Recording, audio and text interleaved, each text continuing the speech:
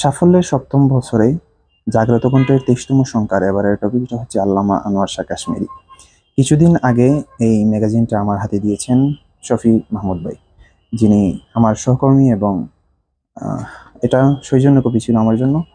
আর আল্লামা আনোয়ার শাহ কাশ্মীরি হচ্ছেন আমাদের ইলমের জগতে এক অপরূপ ধারা, যাকে নিয়ে হাজার হাজার পৃষ্ঠা থিসিস লেখা হয়েছে, যাকে নিয়ে ডক্টরেট ডিগ্রি পর্যন্ত আছে।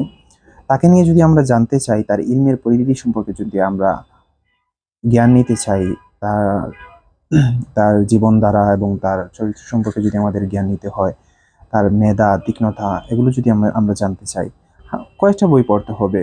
ভিন্ন ভিন্ন লেখকের বিভিন্ন ধারায় লেখা বিভিন্ন বই পড়তে হবে, কিন্তু যদি আমরা সেগুলোকে একই ম্যাগাজিনের মধ্যে, একই ছোট্ট একটা 100-150 পৃষ্ঠার মধ্যে যদি সব জিনিসগুলো পেয়ে যাই, তাহলে কেমন হয়। এই ম্যাগাজিনের মধ্যে আল্লামা আনোয়ার শাহ কাশ্মীরিকে নিয়ে তার জীবন দ্বারা সবকিছুই খুব সুন্দরভাবে উঠে এসেছে বিভিন্ন লেখকের মাধ্যমে। দক্ষ হাতের সম্পাদনা করেছেন মাহমুদ হাসান ভাই, শফি মাহমুদ ভাই।